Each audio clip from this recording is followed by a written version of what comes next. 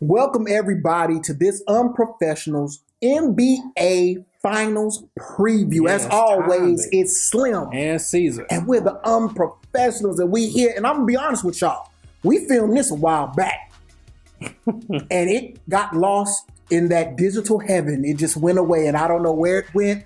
So I couldn't edit it. I couldn't do it. So we're doing it all over again. But It's cool though, because the point of that is y'all get to hear it from us. Right. And the last time we were guessing, Right. even though we pretty much knew who was going to be in the finals, Right. The conference finals was still on. Right. We knew who was going to be in the finals. But we here now. Here now. The finals are getting ready to kick off this Thursday, and I'll tell you, for as much as I knew that this was going to happen, there was enough going on in the season that it was still compelling. I'm not one of those guys that felt just like foregone, right? Man, they was blowing everybody out the water, especially from the Cavs side. There was times where I thought, goodness gracious, y'all gonna get it together. Right.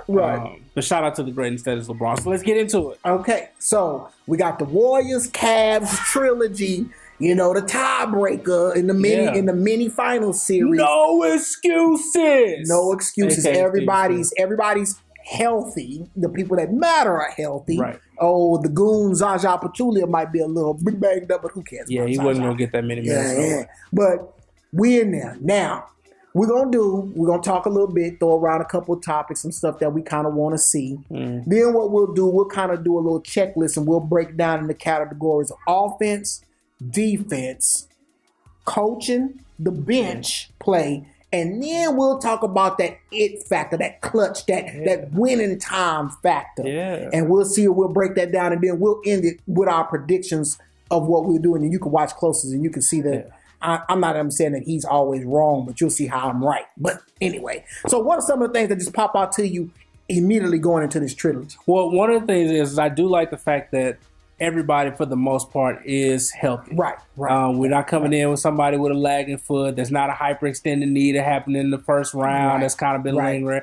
Like, this really is a chance for us to see what do these teams look like at full strength. Now, obviously, Golden State had a major upgrade in replacing Harrison Barnes with Kevin Durant. Y'all talk all y'all want about Andrew Bogut and how much he meant on defense. I'm considering Harrison Barnes and all them threes that Harrison Barnes missed wide open in the corner, that they will not be missing this time with Kevin Durant or Clay or whoever finds themselves in that corner. But I do like, that's one of the things that jumped out at me, man. Like, finally we can go into this heavyweight match with everybody relatively healthy. And something that jumped out at me was, just like you were saying earlier about the Cavs, there were times in the seasons where we really had to wonder, like, are they going to gel in time? Are they going to get together? I'm talking about long after the All-Star break. It was still some question marks. They were like, wait a minute, what's your record doing? What's the coaching doing? Like, what is really going on?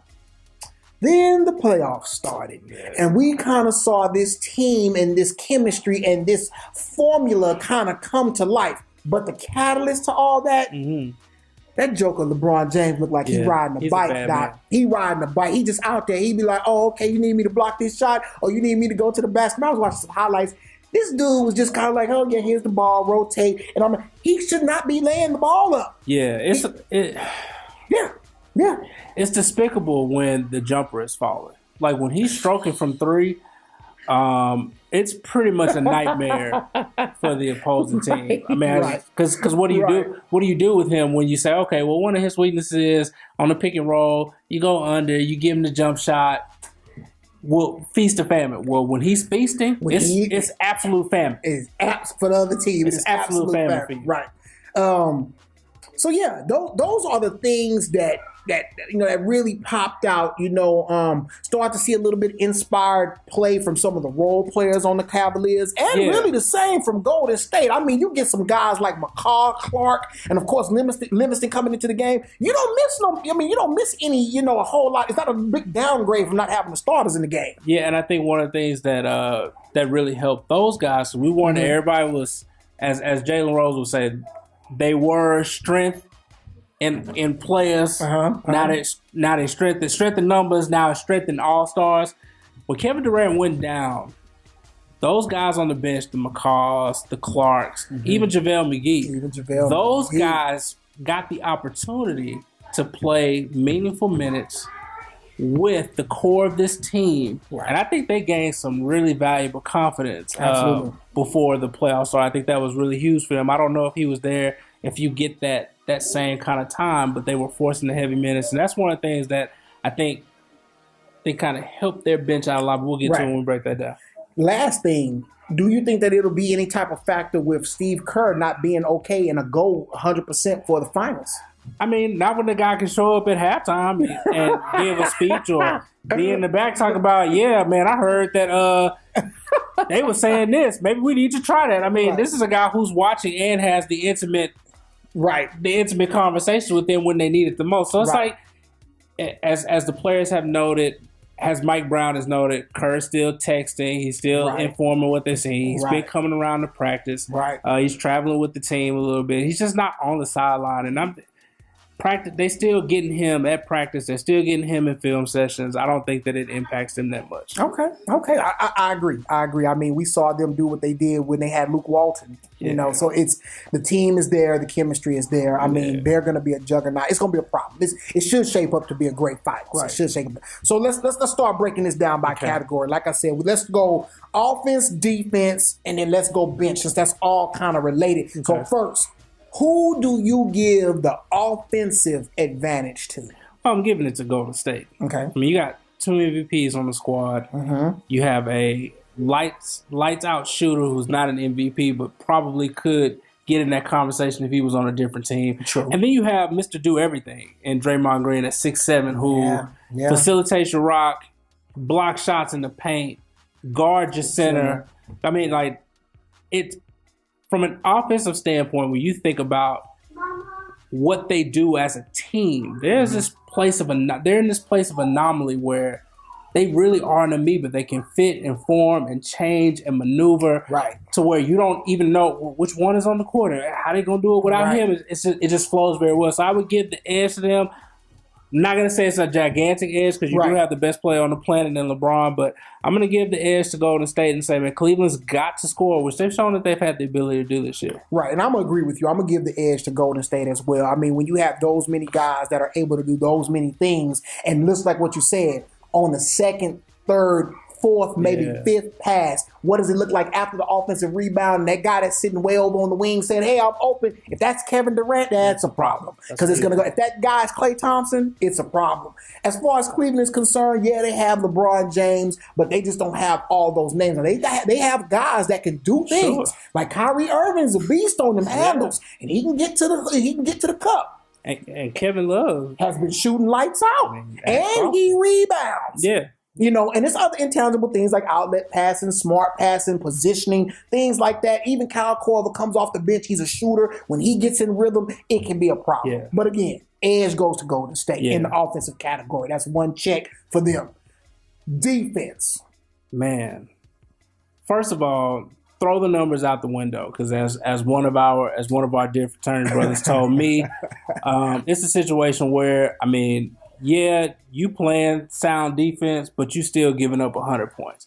It's not like you holding people to 75, 80 points. You're still giving up 100. So, but I will give the edge defensively to, I'm going to again go Golden State. Okay. Because they have the ability to switch everything. You've got a 6'11" small forward who plays 7'4" like. I can't say enough about Draymond Green again and what he's able to do. So there's not really any holes. They play great team defense. And their offense facilitates a lot of what you can't do on offensively, which aids their defensive numbers. So I would give another check to Golden State. Yeah, you know, I'm going to go on that same side of the fence with you, defense to Golden State. For me, I say, even if I want to say everybody cancel each other out, but you have no answer, you have no match equivalent for Draymond Green. The guy's too versatile. He does too much. He can guard too many people, too many positions. So sometimes it's not going to matter on the switch. If people like Tristan Thompson was more of a shot blocker, he's an offensive rebounder, but if he was more of a defensive rebounder, it could be something a little different. And then originally what like Iman Shumpert was brought to the team. If he was a shutdown wing defender, it might be a little bit different, but you haven't heard anything about his defensive accolades as of late. Same thing goes for J.R. Smith. Man, those guys are terrible in Boston. And that's what happens. So you have to give the edge. If there's a small edge on offense, to me there's a smaller edge on defense, but Golden State definitely still has that. And I think last thing, I think the Golden State is still at an advantage, particularly if Pachulia doesn't play, because they'll just start JaVale McGee. Right, he's athletic. Yeah. You got JaVale, you got Draymond, you got Kevin in your front court, and then Clay and Seth. Length, athleticism, it's a problem. So moving on to the bench play, and we'll encompass kind of like, kind of gauge it, not so much if the bench is heavily offensive or defensive, but being able to sustain leads, move back from deficits, stuff like that, by using your reserve players. Yes. So what you think? I'm going to give the edge to Cleveland. Okay. And really because of that last piece that you said, being able to come back from a lead if they had to. Okay. You got guys like Darren Williams, the experience there. I mean, think of this. At one point, we were saying that Darren Williams was the best point guard in the league, slightly ahead of Chris Paul. Yeah. I mean, that wasn't that long ago. But when you got a guy like that, you come off of Kyle Korver, you got Channing Frye. I think what they've done with their bench is they don't lose anything when they have to play LeBron 45 minutes. Right. Because they surround him with guys who are knockdown shooters. And they can still play him and give the rock to Darren Williams and allow him to get Cleveland into their offense, which I think allows him to rest without resting, so to speak. Right. So I'm gonna give the edge to Cleveland in that regard because their team has set themselves up for success with the type of guys coming off the bench. They can get back in the game like that. Right. And I'll give the small edge to Cleveland as well. I didn't know we was going to agree this much so far down the list, but I'll give the small. I'll give the edge to Cleveland for another reason. Some of their, and I know this might sound weird, but some of their reserve have a little bit more veteranship and savvy. And I just say that just because not so much they've been everywhere, because McCaw, he don't have a championship. That's true. Clark, I think. Well, does Clark have a championship? I think they was on that first team. Were they on the first one? I think they were, but they didn't play. So the minutes, the experience. Yeah. So when you look at guys like Kyle Korver, who may have never gone deep in the playoffs, he's a veteran in the league. Sure. J.R. Smith didn't put his shirt back on until 2 and 3. The president had to tell him. The President Obama had to tell him put the shirt back on. Right. But he's been around. These guys have been around, and that I think adds and maybe gives them just a small edge when it comes to that. Yeah, don't forget your cousin now. Who that now? Jefferson. Don't forget Dick Jefferson. Oh my God. Don't forget Dick Jefferson. San Antonio fans still trying to figure out when he gonna send some money back. Yes, we need the whole contract back, bonus and everything. Shout out to Richard Jefferson. I'll give him a small shout out for carrying the name. That's about it. I had to check my genealogy to see if we're actually related. Okay, coaching. Are we taking Steve Kerr completely out of the equation? No, you can't. Okay, well then that's a simple. We ain't got to spend a whole bunch of time on that. Right. And that ain't even no shade to Tyronn Lue. No, that's no shade at all. But I'm not gonna let Tyronn Lue pass when I know that he was the guy that got stepped over by Iverson. Not gonna let you get away with that one, Tyronn Lue, when you're in the news media talking crazy about Golden State giving them bulletin board material. Sir, be humble. Sit down. I'll say this one thing, and this is kind of interesting. And I don't know if it's like some type of this is the secret formula or whatever, but take into account Mike Brown, Coach LeBron. So I'm just saying. Did he coach LeBron or was LeBron coaching him? It doesn't matter. All I'm basically saying that he's familiar with some of the players in Cleveland. That's all I'm saying. I'm not saying that it's going to mean anything. I just wanted to point that out. Okay, whatever. It was reached. So what? Go ahead. This Mike Brown is the same guy who thought it was funny that he was not easily recognizable going to his place of employment. And then tried to make an excuse about it. Like, people that don't look like him are always being mischaracterized by those in positions of authority. Don't get me started on Mike Brown. I just said that he was familiar with LeBron. Mike Brown coaching this team is like the new cars where you can put it in parallel park and put your hands up. That's Mike Brown. Mike Brown is the self-parking car. This dude ain't giving Mike Can't mess it up, Mike. He ain't self-parking car. He's giving Mike Brown. LeBron's the pastor looking at him like you still zero credit. Zero credit. Zero. God, hope that you don't have to call no timeout. Coaching advantage Golden State. Now the last category. The X factor, the it factor, the clutch, the superstardom. Who you giving the edge to? So I think we can say that Kyrie is definitely the closer in Cleveland. He's the closer. From the standpoint of he is the guy who seems to be the most comfortable taking the big shot. Okay. Now, offensive closer. The defensive closer is LeBron. Okay. If need be, LeBron is going to track everything down. He's going to play. He's going to play the guy with the ball at the end of it. I would expect LeBron to be the guy to take on the defensive load in a close moment. Okay. Because here's the other part that people don't. Well, I guess some people talk about it. The other part about LeBron and why I can't give him the closer moniker, he's terrible at the free throw line. I don't know what you're gonna get when LeBron go to the line, baby. And I can't. I mean, Hackabron. Hey, you might have to see some Hackabron late in games. So greatest player I've ever seen. My favorite player is Magic Johnson, but LeBron James is the greatest basketball player I've ever seen in terms of his physical gifts and what he's able to do from a basketball standpoint. Yeah. But I'm not. Outside of those two, there's no other person that I'm willing to count on in winning time. So you're saying for Cleveland. So that's Cleveland. So you're saying they have that factor. I'm giving the edge to Golden State.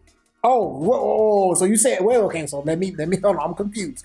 You're saying that the X clutch, all that you're giving to Golden State. Yes, I'm saying all of that about LeBron and Kyrie because I like that, but I'm going to give my X factor to Golden State simply because I don't anticipate it ever having to be a question. And see, okay, so they'll never have to worry about the game. This is where we go disagree because I cannot quote unquote. And I know it's a team full of studs over there in Golden State. Yes. I get it. Shooters, literally shooters. Yes. Literally shooters. So they winning shots are rarely dunks, rarely layups. They're shots. Yes. Long range, mid range, it's shots. Right. And they got shooters. Right. But I dare not say that Golden State, unfortunately, as a collective, have as much gumption in that department as one LeBron James. Sure, we don't disagree. That dude there, and that's why I have to give the advantage to Cleveland because they have the best player on the planet. Sure. And then I'll explain that. I'll go a little bit further than that once we do the predictions. Okay. Because that thing alone links to my prediction. But I will say that yes, if we want to see the end of a game or more than one game in the series, somebody fouling LeBron, that's trash. But what I say is that if you got to foul him to put him on the line, I think LeBron would know what's about to happen, and he's going to flush it. So you're going to have to murder him under the basket for him not to get the shot up to get the 3-point play. I'm just saying. No, I'm just saying. If we can sit up here and predict Hackabron, he already thinking about it. Right. So ain't no way I'm going to the hoop with a layup. He ain't going to pull, I was about to say the Spurs type stuff. He ain't going to pull that. Right. He gonna try to make the bucket. You gonna foul him, and he gonna go to the foul line. You're gonna have to foul him. You're gonna have to foul, not touch foul. You're gonna have to foul him. 1989, 88, Bill Laimbeer, Rick Mahorn, Bad Boys. You're gonna have to foul him. And it may cause you some discomfort. Yes, you may sprain a pinky fouling him. Yes, because he's a grown man. Yes, but I think that LeBron he has the ability at this stage to go into another level. And then again, do I have to trust the free throws? No, but I can see him taking over the ball game. And I dare not choose against that. Yeah, okay. Yeah, that's what I'm saying. I mean, that's fine. So we had, what's that? In yours, that's what, 4-1? Yes. Hey, So we know what his prediction gonna be. Yes. I had 3-2. 3-2? Yeah, 3-2. 3-2, believe it or not. And in favor of Golden State as well. When I say we are 4-1, 3-2. And we both favor Golden State in those categories of offense, defense, bench play, coaching, and clutch factor. Right. So theoretically, we're going to do that. But I think our predictions are actually going to be a little bit different. And I'm going to let you go ahead, man.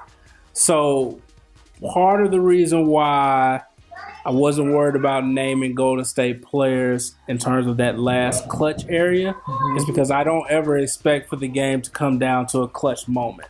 Right. Because if it does, I don't know who the clutch player is because we've seen Durant in clutch moments and he ain't it. Never really seen Steph healthy enough to actually be clutch in terms of in the finals. Clay, all those other guys, what have you. However, but you gave them the edge. I gave them the edge because I don't expect the games to ever be close. Okay, I'm following. I'm tracking. Only because I respect LeBron. Okay. Will I give Cleveland one game? Wait. Y'all have to remember I told you that file that got lost in the digital heaven. He wasn't talking no dang near sweet then. So this is a surprise. Yes, I was. I said 5 games. 4-1, and I said I'm gonna give LeBron one game because he's LeBron, and it better be one of the games in Golden State. And I'm gonna tell you like this. Part of the reason I think Cleveland struggled this year is because the role players weren't hungry. Okay. Winning a championship is hard. If you're not hungry, it's gonna be a problem. Absolutely. LeBron James in this playoffs when he came in against inferior talent or inferior opponents, he showed what hunger looks like. Okay. You didn't really get a good game from Kyrie until the Boston series. Okay. Kevin Love didn't start jumping off the page in terms of his numbers until the Boston series. We still ain't found Tristan Thompson. Shumpert and JR still ain't showed up. I'm just saying, like there's a hunger that's not there. Okay, so now you're on the other side. You added an MVP player. You went an entire offseason getting hammered for blowing a 3-1 lead. There was the Halloween party. There were the shirts made. There was the clowning by all the media. There was the 73-9 that disappeared. It was a lot going on that has fueled the fire. You finally get to a place to where you have put away Boston and your coach comes out. He continues to slander a team that won 67 games. 67 games. And they was on cruise control. I expect for Golden State to hammer Cleveland. Hammer. He's only gifting. I'm gifting. Cleveland one ball. He almost is predicting a sweep in the finals. Yeah. Okay. So listen here. This is what I say. Now, I'm a graphic designer by nature. I have to brush up against marketing. Yes. And one thing that the purpose of marketing is to sell it. Yeah. And the one thing that the NBA has made very clear is that they gonna put butts in seats. True. This trilogy that they've been calling it, is this repeat or revenge? All this stuff that been coming out in the league. There's no way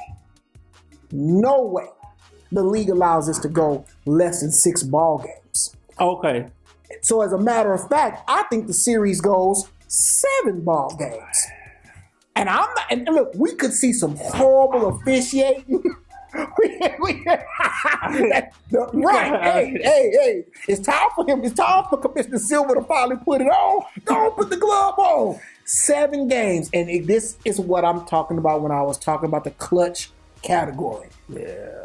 Because I believe that the league will not allow the series to go less than 7 games. That means it's going to come down to 1 game. What's the most compelling? What's going to have everybody in the stadium? What's going to have everybody in front of their television? It all comes down to 48 minutes, period. And I'm telling you, when it comes to that time, when it comes to winning time, this year, 2017, I can't go against LeBron James, man. And I'm not saying, now watch this. Now watch this. This is what I'll say. The type of basketball that you're expecting Golden State to play to win in 5 ball games, if we was on a hard court and it wasn't no officials and it was just these 5 guys or 10 guys going against these 10 guys, Cleveland is supposed to get ran off the court. But we're in the association. There's shot clocks, there's officials, there's out of bounds, there's people making calls that ain't the players and all this stuff. Too many factors. And they are not going to let Cleveland get ran off the court. I'm telling you, 7 ball games. And in that 7th ball game, they might let them play. And at that point, the dog's out.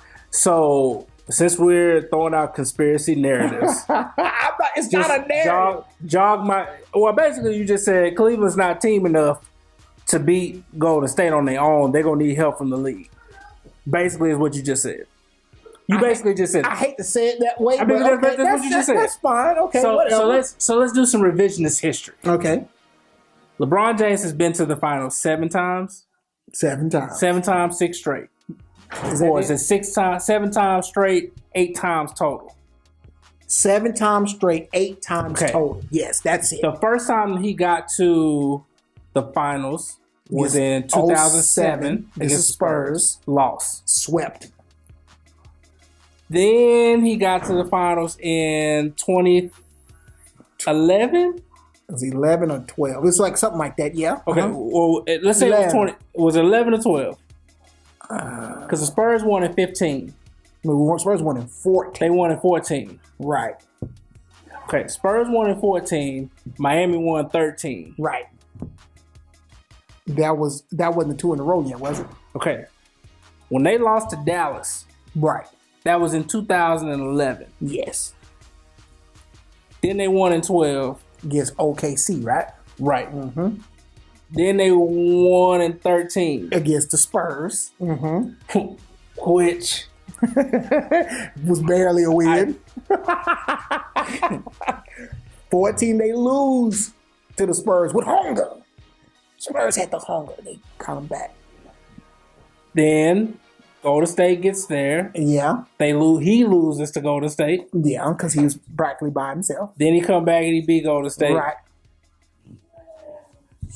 Think you're seeing another loss for LeBron.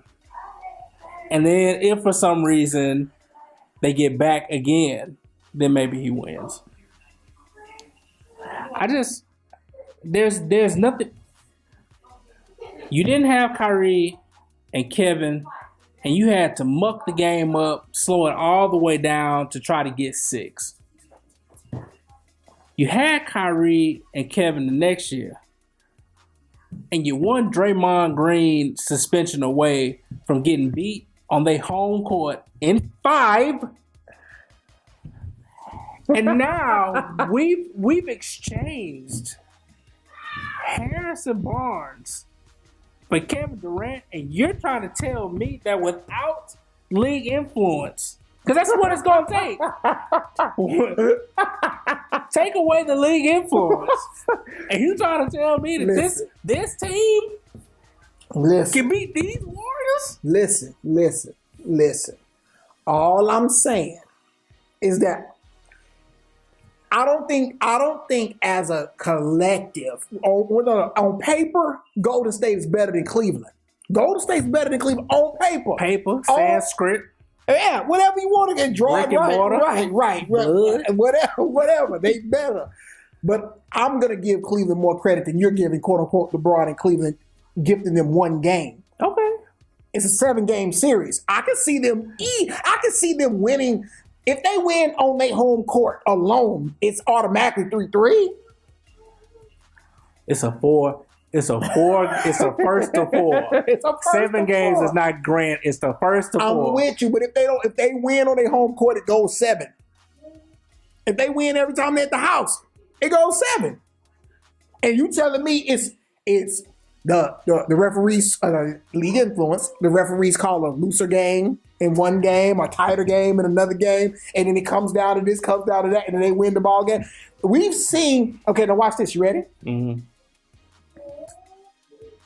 It wasn't the whole game, but we saw Golden State couldn't hit the broadside of a barn against the Spurs in game one of their series in a whole half. True. You can go cold.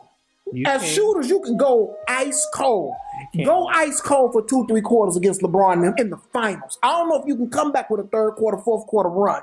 I don't know if you can do it.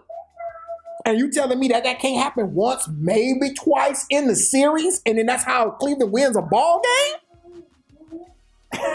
Man, you crazy, man. I've seen Golden State go cold. No, we're not talking about the Rockets. We're not talking about the Rockets. I've seen Golden State go somewhat cold because they wasn't terrible when they was getting blown out. Spurs just playing basketball. LaMarcus Aldridge, I'm still looking at you. But I mean, look, man, I want LeBron to win. Mm-hmm. And we can talk about this on a whole nother episode because I need people to start coming to grips with Michael Jordan. That's a whole different thing. But I gotta look at what it is. Like, threes are more than twos. I'm looking at matchups. Kevin Love's not getting the same looks he been getting these playoffs against Golden State. It ain't happening. I mean, we'd have to go back and look at the box scores, but I mean, bro, like, I'm with you. I'm with you. But the beautiful thing about it, Thursday starts game one. You got to play to win. We got to watch them play out together. We don't know what's going to happen. Are you satisfied? Because it's going to be a question. It's going to be a straight up question. Straight up question, baby. Shh. I just don't understand why we just can't get no good help. All you need people to do is just be quiet. And that's it. You just need the baby to be quiet. She love her daddy, man. She wants to talk on camera. But anyway, look, I'll pretend like this. Look, so you saw what it was. When we broke down the categories, we both favor Golden State. Yep. Even though that is the case, my prediction is different. I'm saying Cavs in 7. That's terrible. There's no way that you believe it. I have not even restated. You believe it. I have not even restated his prediction. He already called it mine terrible. Go ahead and say yours out loud so the people can hit it. Stop. Golden State in 5, and I'm only giving 1 because of LeBron. Did you just hear that? I did. 5. No, but can you hear that through the screen? That's people. They're closing their browsers as we speak because of you and this foolishness. They're closing the browsers. Look, Chrome, Firefox is all going away because you talking about some Golden State in 5? That's disrespectful. That's not disrespectful. Bro, that's disrespectful. That's not disrespectful. Look, it ain't 5 LeBrons on the court. It's LeBron and company. It's like Destiny's Child didn't have every album that they put out was fire. They had some duds, but because of Beyonce, it looked a little better than what it actually was. We gonna see. Kevin, I'm looking for you, player. I'm looking for you, Kevin. Tristan, you struggle against centers that are actually tall. Neither one of them play. We ain't talked about that. Yeah, you right about it, but Kevin Durant don't play no defense. And he definitely don't play no defense in winning time. And that's all LeBron needs is winning time. Better hope they not get beat by 15 when they come into that fourth quarter. Please, what we're going to do, we're going to be checking all of your comments, all of your responses, especially after each game. We'll try to record these things in correlation so that they won't overlap too much. So when we post something, it won't be late, or we can kind of preempt what something's going to be, because we want y'all to be active. Be looking out for us commenting under the UnProfessionals name on Facebook. Go look for us, the Unprofessional Sports. Do it. We want to hear it. Like I said, I should have had a t-shirt made or something. Cavs in 7. Winning time. Live from Oracle. Caesar and Slim. Unprofessionals. Holler back.